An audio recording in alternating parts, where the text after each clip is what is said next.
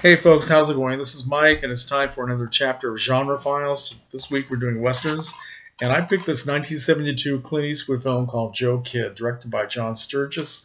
Picked this up a while ago for $3.33 without having ever seen it, and kind of expected it to be a big bloody mess, but it wasn't. I was very pleasantly surprised. A lot of gunplay, a lot of violence, but it wasn't overstated. I actually enjoyed watching this.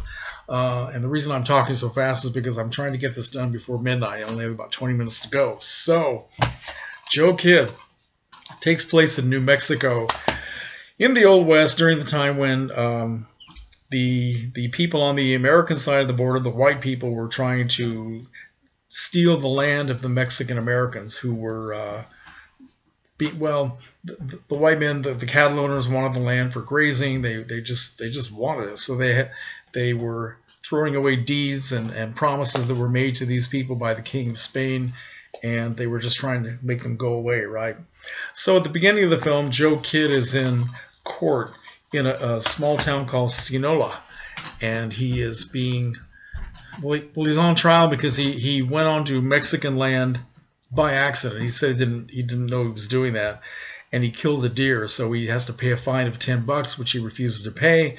And at the same time, there's a Mexican insurrectionist, Mexican American named Luis Chama, played very well by John Saxon, who is in court and is on trial for violence, and he is standing up for his people and for the fact that their land is being taken away, and he escapes from the courtroom. Well, so into town rides a very wealthy landowner named Frank Harlan, played very well by Robert Duvall, who hires Joe Kidd, who used to be a bounty hunter, to help him track down Luis Chama. And Joe Kidd at first refuses to do it because he has no argument with this guy.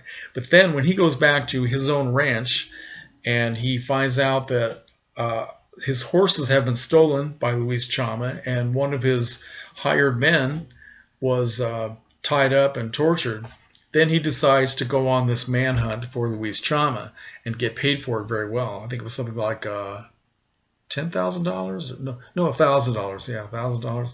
Anyway, so he goes off with these people. We also have, let's see, James Wainwright, Don Stroud, Paul Koslow, all these no-account types, very violent men who are working with Frank Harlan. And as Clint Eastwood gets to know more about Frank Harlan and his gang, he finds out that the guy is much more of a criminal than Luis Chama could ever be. So Joe Kidd changes sides, and he tries to get Luis Chama to give up and go back and turn himself in so that all this violence can be ended. Well, of course, it doesn't necessarily end the violence, because in order to get there, Clint Eastwood has to kill a lot of people who get in his way.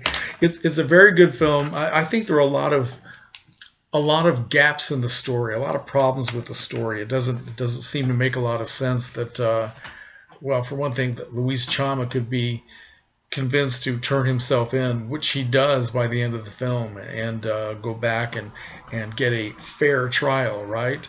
It just seems to happen much too easy because he's such a Che Guevara type who just doesn't want to listen to anybody, especially anybody who's not Mexican. And I don't know, but I like the movie a lot, and I think that it works because of Clint Eastwood and his charisma and just his way of delivering lines. And he's just kind of another symbolic character that seems to have a mystical side to him, although sometimes it's very funny. Some of the violence is actually funny. Clint Eastwood always has this kind of tongue-in-cheek way of looking. While he's playing a role, he's sort of looking at it at the same time, which is probably why he became such a good director. Another person who's in this movie who plays the sheriff of the town of Sinaloa, an actor named Gregory Walcott, very good character actor, made lots and lots of films and TV shows, probably best known as being the star of Plan 9 from Outer Space. He was the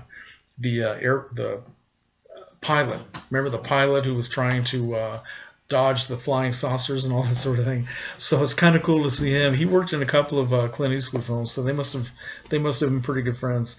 Beautiful locations. It's all filmed out in California, New Mexico, and they built these great sets. I'm assuming they were all built for the film. This little town that has great detail in it, and also another town that they go to where that's where the Luis Chama and his gang are hiding out up in the hills by this sort of dilapidated Mexican town, and the details are just great. It looks beautiful, made in Panavision, all this wonderful stuff. So anyway, I guess that's my very sort of not complete commentary on Joe Kidd. I like Clint Eastwood more every time I see him. It's funny, I ignored almost all of his films back in the 1970s because I just, I liked him on Rawhide, but once he started making movies, I just kind of wasn't into him at all. But now that I'm able to find all these on DVD, I'm collecting them like crazy. So better late than never, right? Okay, so thanks for watching. Comments, as always, are encouraged.